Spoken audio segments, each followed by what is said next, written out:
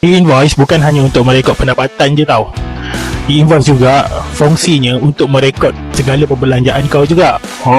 Ini dipanggil self bill invoice. Self bill invoice wajib dikeluarkan apabila engkau berurus niaga, kau membeli daripada pihak yang tidak wajib keluarkan e-invoice. Antaranya penjual daripada luar negara. Orang daripada luar negara ni dia tak tertakluk dengan undang-undang dekat Malaysia. Engkau kena mainkan peranan lah sebagai pihak dia untuk keluarkan e-invoice. Situasi kedua pula, bila engkau nak membayar kepada ejen-ejen kau.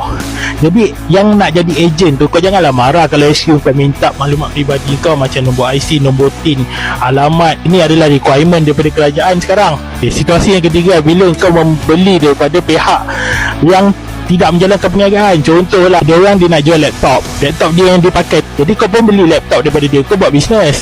Sekarang ni macam mana kau nak claim expenses tu? Kau kenalah keluarkan self bill invoice. Kau kena minta lah maklumat peribadi orang yang penjual tu. Ada 13 situasi yang mewajibkan kau keluar self bill invoice.